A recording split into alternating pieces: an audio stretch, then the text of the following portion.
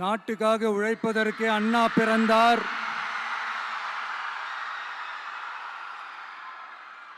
பொது நலத்தில் தானே நாள் முழுக்க கண்ணா இருந்தார் அப்படின்ட்டு எம்ஜிஆர் அவர்கள் ஒரு பாட்டு ஒன்று பாடியிருக்கிறாங்க, கேட்டிருப்பீங்க. அப்படிப்பட்ட நம்ம காஞ்சி தலைவர் அறிஞர் அண்ணா அவர்கள் பிறந்த மாவட்டம் தான் இந்த காஞ்சிபுரம் மாவட்டம்.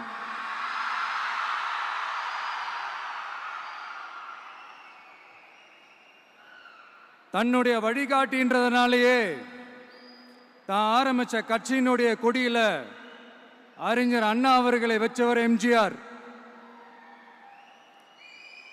ஆனா அறிஞர் அண்ணா அவர்கள் ஆரம்பிச்ச அந்த கட்சியை அதுக்கப்புறம் கைப்பற்றினவங்க என்னெல்லாம் பண்றாங்கன்னு நான் சொல்லிதான் உங்களுக்கு தெரியணுமா என்ன? மக்களே, உங்களுக்கு தான் அது நல்லா தெரியுமே.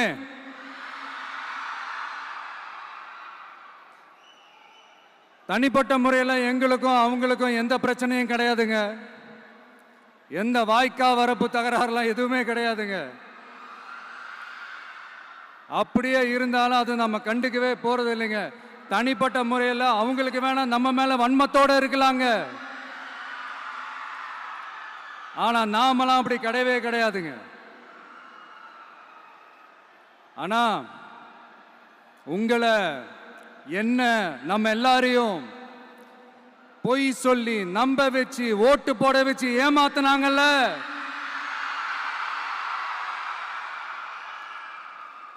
அப்படி ஏமாத்தி ஆட்சிக்கு வந்து நல்லது செய்யற மாதிரி நடிக்கிறாங்கல்ல, நாடகம் ஆடுறாங்கல்ல, அவங்கள எப்படி நம்ம கேள்வி கேட்காம இருக்க முடியும்? அதனால அவங்கள நம்ம கேள்வி கேட்காம விட போறதே இல்லை.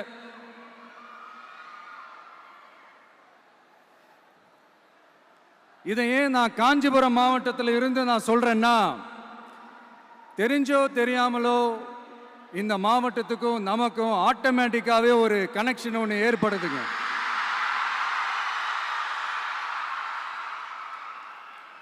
ஏன்னா நம்மளுடைய முதல் கள பயணத்தை தொடங்கினதே பரந்தூர்ல இருந்து தான். பரந்தூருக்கு போய் அந்த மண்ணில் நின்று அந்த மக்களுக்காக கேள்வி கேட்டதும் இதே அண்ணா அவர்கள் பிறந்த காஞ்சிபுரம் மாவட்டம் தான். இன்னைக்கு ஒரு பெரிய மனவேதனைக்கு அப்புறம் இந்த மக்கள் சந்திப்பு நிகழ்ச்சிக்கு வந்திருக்கிறதும் அதே அண்ணா அவர்கள் பிறந்த காஞ்சிபுரம் மாவட்டம் தான்.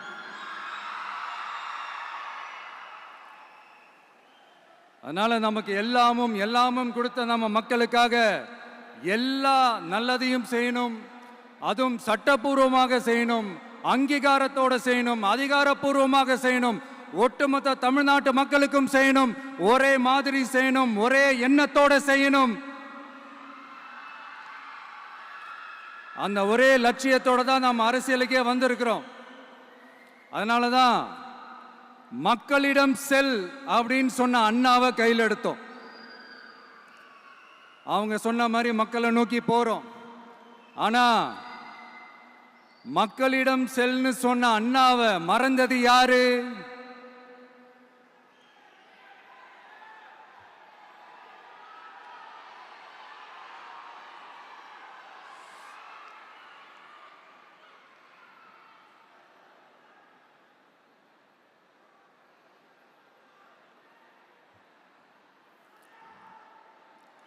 கொள்கையா? அதனப்பா கிலோ என்ன விலை என்னன்னு கேட்கிற அளவுக்கு அப்படி ஒரு கட்சியை ஒன்று நடத்திக்கிட்டு அந்த கட்சியினுடைய தலைவர் தமிழ்நாட்டு முதல்வர் சொல்றாரு, நமக்கு கொள்கை இல்லையா? எப்படி நமக்கு கொள்கை இல்லையா? பிறப்புக்கும் எல்லா உயிருக்கும்னு ஒரு அடிப்படை கோட்பாட்டை நம்ம கட்சியினுடைய ஒரு முக்கிய கோட்பாட்டை அறிவிச்ச நமக்கு கொள்கை இல்லையா? எல்லாருக்கும் எல்லாமும் கிடைக்கணும், சமூக நீதி கிடைக்கணும். அந்த சமூக நீதி உண்மையான சமூக நீதியா இருக்கணும். சாதி வாரி கணக்கெடுப்பு நடத்தணும்னு ரொம்ப ஸ்ட்ராங்கா சொன்ன நமக்கு கொள்கை இல்லையா? CAA அறிவிச்சதுக்கு அப்புறம் அப்ப நம்ம கட்சி ஆரம்பிக்கிறதுக்கு முன்னாடியே எதிர்த்த நமக்கு கொள்கை இல்லையா? வகுப்பு சட்டத்தை எதிர்த்து உச்ச நீதிமன்றத்துக்கு முதல்ல போன நமக்கு கொள்கை இல்லையா? நீட்ட வந்தா ஒழிச்சிருவேன், நீட்ட வந்தா அழிச்சிருவேன், ஆட்சிக்கு வந்தவனே ரத்து செய்யறதே நீட்ட தான், அப்படி இப்படின்னு கதையெல்லாம் விடாம கல்விய மாநில பட்டியலில் சேர்க்கணும்னு சொன்னதோட மட்டும் இல்லாம அதுக்கு ஒரு இடைக்கால தீர்வை சொன்ன நமக்கு கொள்கை இல்லையா? சமத்துவம் சம வாய்ப்புன்னு ரொம்ப ஸ்ட்ராங்கா சொன்ன நமக்கு கொள்கை இல்லையா? இப்படி கொள்கையை வெறும் பேச்சில மட்டுமே பேசிக்கிட்டு எல்லா கொள்கையும் அண்டர் கிரவுண்ட்ல அடக்கி வச்சுக்கிட்டு என்னமோ இவங்களுக்கு மட்டும்தான் எல்லா கொள்கையும் குத்தகைக்கு எடுத்த மாதிரி. இவங்க கொள்கையே கொள்ளை தானே. எப்படி? இவங்க கொள்கையே கொள்ளை தானே. இதெல்லாம் மக்களுக்கு யாருக்கும் தெரியாதுன்னு நினைச்சிட்டு இருக்கீங்களா?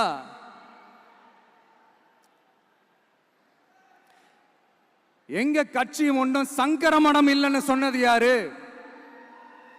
யார் சொன்னாங்க? ஏன் சொன்னாங்க? எதுக்கு சொன்னாங்க?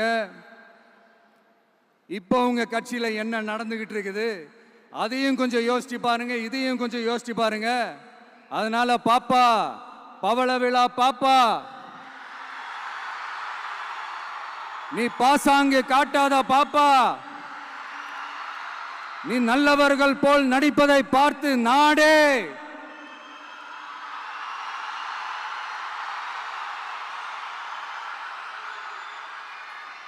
பாப்பான்னு சொன்னோம். அப்ப கூட பாத்தீங்கன்னா பாப்பான்றது ரொம்ப ஆசையா பாசமா சாஃப்டா தான் சொன்னோம். அதையே நீங்க அதிர்ச்சியா எடுத்துக்கிட்டீங்கன்னா அதுக்கு நாங்க என்ன பண்றது? அதே நீங்க விமர்சனம்னு சொன்னீங்கன்னா நாங்க என்ன பண்றது? இன்னும் நாங்க விமர்சனம் செய்ய ஸ்டார்ட் பண்ணவே இல்லையே, இன்னும் நாங்க அடிக்க ஸ்டார்ட் பண்ணவே இல்லையே, அதுக்குள்ள அலர்னா எப்படி?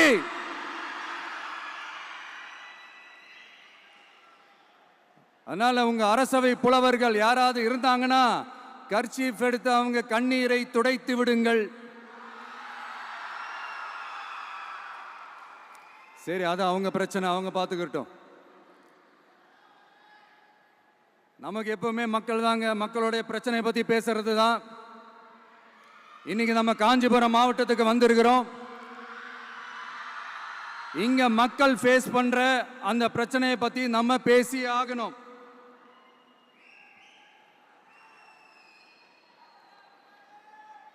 இந்த காஞ்சி மண்ணை வாழ வைக்கிற ஜீவ நதி பாலாறு, உயிர் நதி பாலாறு. இந்த மக்களோட உயிரோடவும் ரத்தத்தோடும் கலந்து ஓடுவது பாலாறு.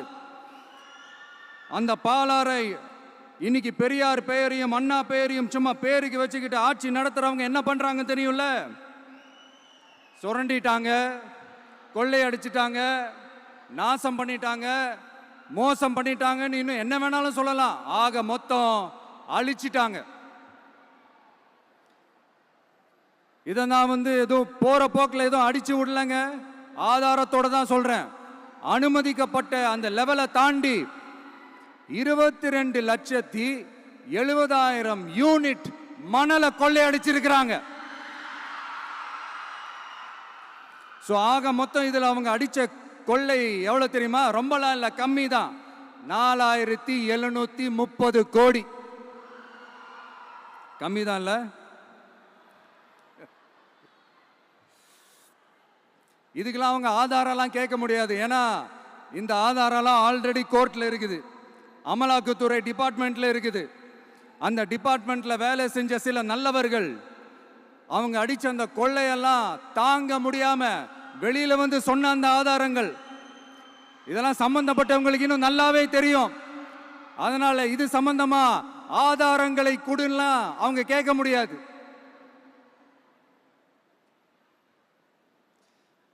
மணலை கொள்ளையடிச்சா நீர்நிலைகள் அழியும், ஏரி குளம் கண்மாய் எல்லாம் அழியும். இதெல்லாம் அழிஞ்சா விவசாயம் அழியும். விவசாயம் அழிஞ்சு போனா விவசாயிகள் அழிஞ்சிருவாங்க. ஆக மொத்தம் நாம் எல்லாரும் மொத்தமா அழிஞ்சு போக வேண்டியதுதான். இப்படி மேலிருந்து கீழே வரைக்கும் ஒரு கட்சியை சிண்டிகேட் போட்டு கொள்ளையடிக்கிறத கேள்விப்பட்டிருக்கிறீங்களா மக்களே?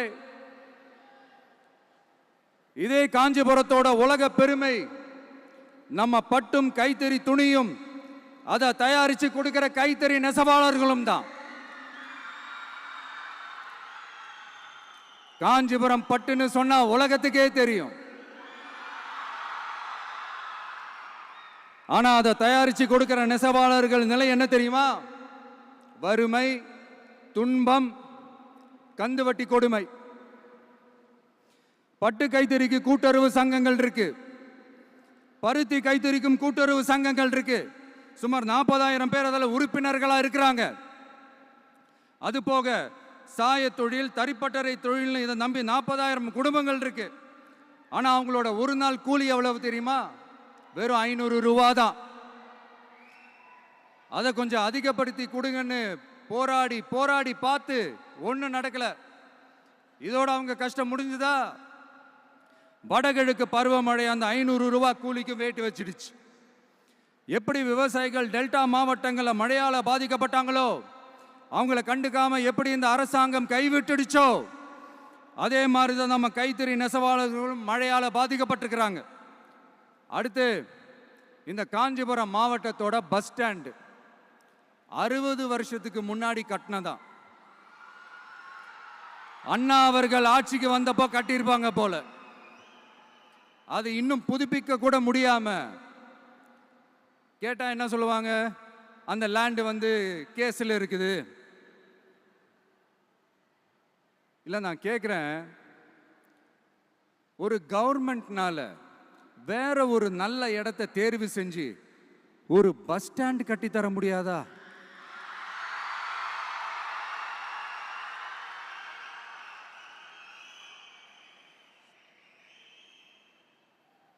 பிரச்சனை என்ன தெரியுமாங்க? அவங்களுக்கு மக்களை பத்தி யோசிக்கிறதுக்கே நேரம் இல்லை. அதுதான் பிரச்சனை.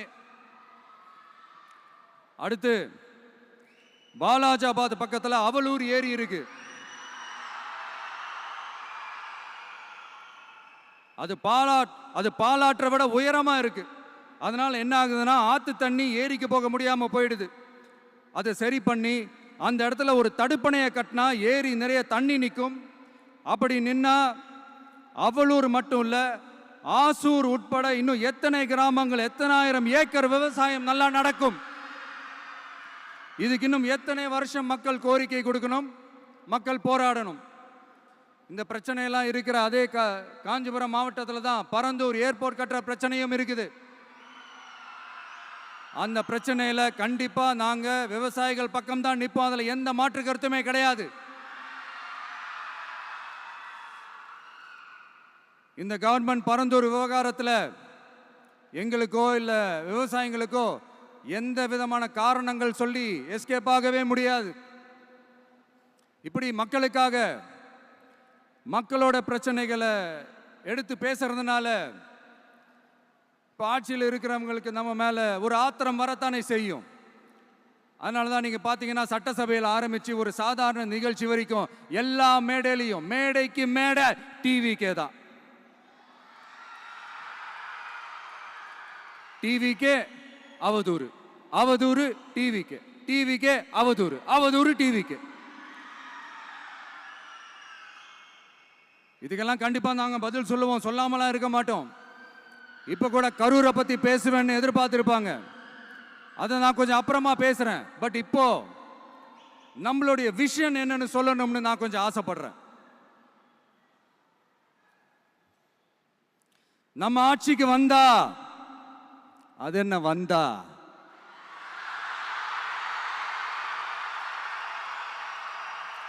வருவோம். மக்கள் கண்டிப்பா நம்மளை வர வைப்பாங்க. மக்களுக்கான ஆட்சியை மக்களே விரும்பி வர வைக்கத்தானே செய்வாங்க. அப்படி மக்களால் அமைக்கப்பட போற நம் ஆட்சியில நம்ம என்ன செய்ய போகிறோன்றது அதுக்கான அந்த தேர்தல் அறிக்கையில் அதுக்கான விளக்கத்தை டெஃபினட்டாக கொடுப்போம். பட் அதுக்கு முன்னாடி ஒரு சின்னதாக லைட்டாக நான் கொஞ்சம் அதை சொல்லணும்னு ஆசைப்படுறேன். எல்லாருக்கும் நிரந்தரமான வீடு இருக்கணும்.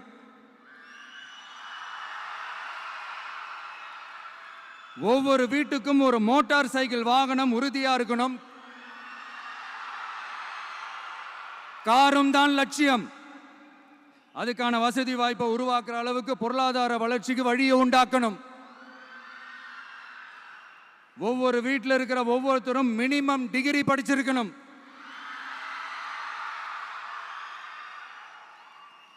ஒவ்வொரு வீட்லையும் குறைந்தபட்சம் ஒருத்தருக்கு நிரந்தர வருமானம் கிடைக்கணும்.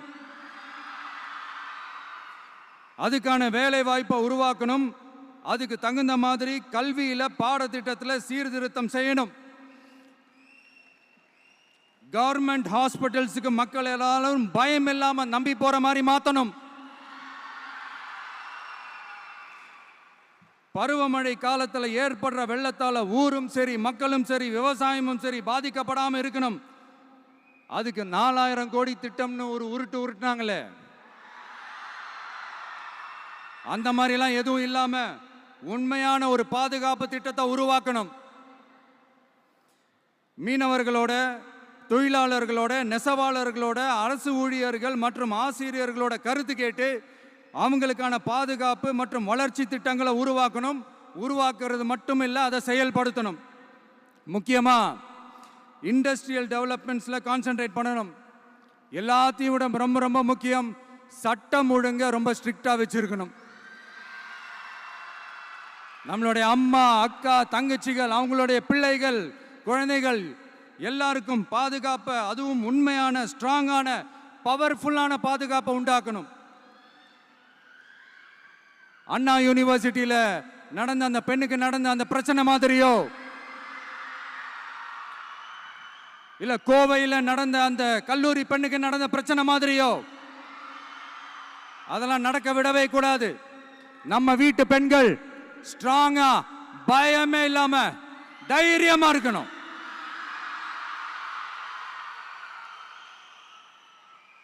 இதை எப்படி செயல்படுத்த போறோன்றது முன்னாடி சொன்ன மாதிரி நம்மளுடைய தேர்தல் அறிக்கையில் அதுக்கான விளக்கத்தை ரொம்ப டீட்டெயில்டாக கொடுப்போம். நான் சும்மா மற்றவங்க மாதிரி அவங்கள மாதிரி எல்லாத்தையும் அடிச்சு விட்டுட்டு ஏமாத்துற வேலையெல்லாம் இங்கே கிடையாது நம்ம கிட்ட. நான் மறுபடியும் சொல்றேன், நம்ம அரசியலுக்கு வந்தது உங்களுக்கு நல்லது நல்லது நல்லது மட்டுமே செய்யறது தான். எங்களுக்கு வேற எந்த அஜெண்டாவும் கிடையாது. அதனால தான் பார்த்தீங்கன்னா கொள்கை எதிரி யாரு, அரசியல் எதிரி யாருன்னு திட்டவட்டமா சொல்லிட்டு அது வெளியே சொல்லிட்டு களத்துக்கு வந்திருக்கிறோம். அதில் எந்த விதமான குழப்பமோ எந்த விதமான ஊசலாட்டமோ எதுவுமே இருக்க போறதில்ல. இந்த விஜய் சும்மா எதையும் சொல்ல மாட்டான். ஒன்னு சொன்னா அதை செய்யாம விட மாட்டான். அது மக்களுக்கு நல்லாவே தெரியும். அப்புறம் ஒரு அதிசயம் சொல்ல முடியாது, இது ஒரு கண்டுபிடிக்க முடியாத ஒரு உண்மைன்னு சொல்லலாம். அது என்னப்பா, அது தற்குறியா?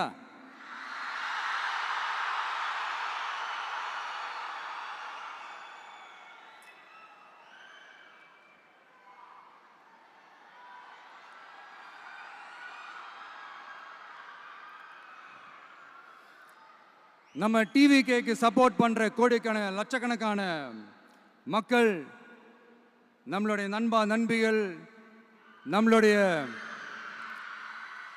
ஜென்சி கிட்ஸ் எல்லாரையும் தற்குறிகள்னு சொல்லி வாங்கி கட்டிக்கிட்டு இப்போ அவங்களாம் தற்குறியெல்லாம் கிடையாது, அப்படிலாம் அவங்கள கூப்பிடாதீங்க, அவங்க சங்கிகள்லாம் கிடையாது, அப்படிலாம் அவங்கள கூப்பிடாதீங்கன்னு சொல்லி ஒரு குரல். யாருடா அந்த குரல் அப்படின்னு பார்த்தா, இப்போ ரீசெண்டா அறிவு திருவிழான்னு ஒன்று நடத்தினாங்கல்ல, சாரி அவதூறு திருவிழா. அதுல அவங்க தலைமையே குழப்புற மாதிரி, அறிவு கண்ணை திறந்து வைக்கிற மாதிரி ஒருத்தர் பேசியிருக்கிறார். அவர் யாருன்னா அது அவங்களோட எம்எல்ஏவே. அந்த எம்எல்ஏ யாருன்னா நம்மளுடைய கொள்கை தலைவர்கள் ஒருத்தரான மக்கள் சேவகர் அஞ்சலை அம்மாளோட சொந்தக்காரர். என்னடா இது இப்படி ஆகி போச்சு?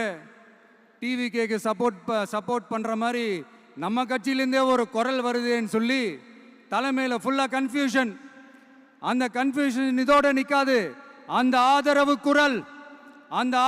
குரல் ஒரு வீடு விடாம, ஒரு இடம் விடாம, எல்லா இடத்துலையும், எல்லா வீட்லையும் இன்னும் பலமா எதிரொலிக்குதான் இல்லையான்னு பாருங்க. சும்மா பிளாஸ்ட் தான்.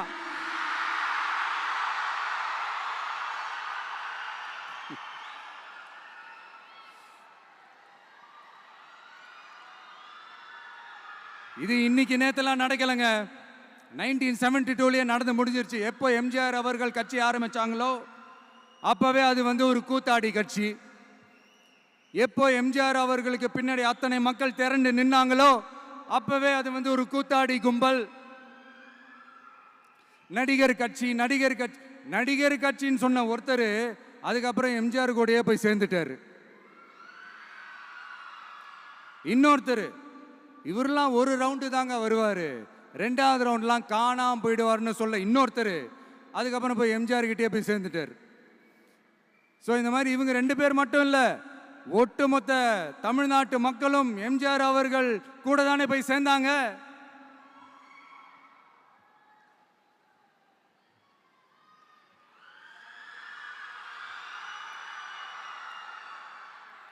அதனால இது வரலாறு. இந்த வரலாறு நம்மளை விட அவங்களுக்கு இன்னும் நல்லாவே தெரியும். அதனால தான் பார்த்தீங்கன்னா 53 வருஷமா அதே கதறல்கள். கூத்தாடி கூட்டம், நடிகர் கட்சி, நடிகர் கூட்டம், இப்படி. மர்மயோகின்ற ஒரு படத்தில் அவருடைய கேரக்டர் பேர் கரிகாலன். அதில் ஒரு சூப்பர் டயலாக் ஒன்று சொல்லியிருப்பார். குறி வைத்தால் தவற மாட்டேன், தவறுமானால் குறியே வைக்க மாட்டேன்.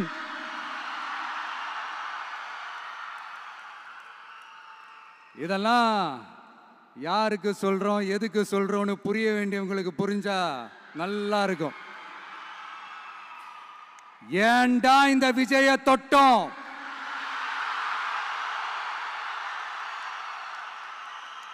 ஏண்டா விஜய் கூட இருக்கிற அந்த மக்களை தொட்டோம் நினைச்சு ஃபீல் பண்ண போறீங்க.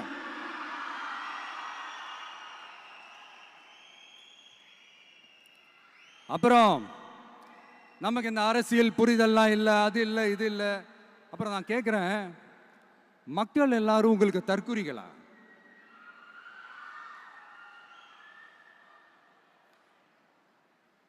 அதே மக்களோட ஓட்டு வாங்க போற நாம தற்குறிகள்னா அப்ப இவ்வளவு நாள் அதே மக்கள் கிட்ட இருந்தானே நீங்க ஓட்டு வாங்கிட்டு இருந்தீங்க. அப்ப நீங்க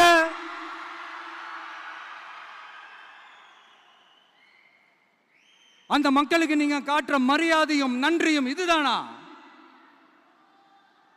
ஒண்ணு மட்டும் சொல்றேன், எழுதி வச்சுக்கோங்க. இந்த தற்குறின்னு சொல்றீங்கல்ல, இந்த தற்குறிகள்லாம் ஒன்னா சேர்ந்துதான் வாழ்நாள் பூரா விடையை கண்டுபிடிக்காத முடியாத அளவுக்கு உங்க அரசியலே ஒரு கேள்விக்குறியாக்க போறாங்க.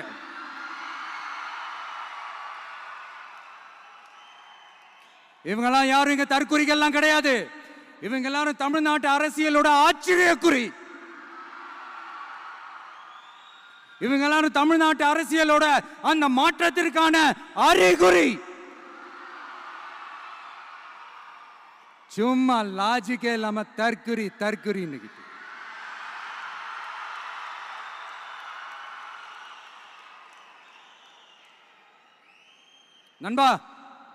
நண்பி,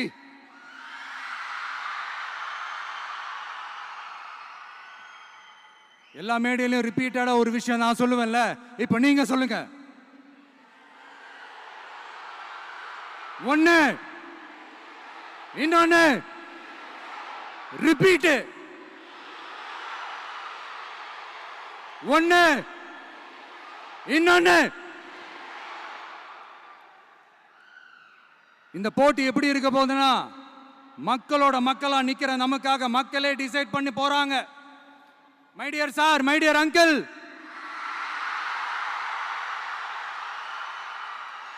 ஆல்ரெடி டிசைட் பண்ணியாச்சு. கான்பிடென்டா இருக்க மக்களே, நல்லதே நடக்கும், வெற்றி நிச்சயம். மீண்டும் சந்திக்கும் வரை நன்றி, வணக்கம்.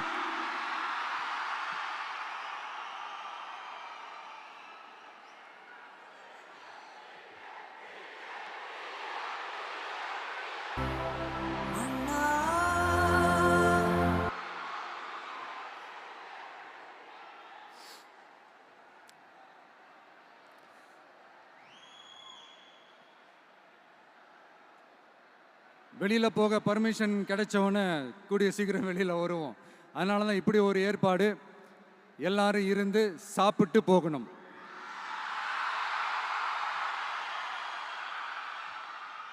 நன்றி, வணக்கம். சொல்ல மறந்துட்டேன், என் நெஞ்சில் குடியிருக்கும்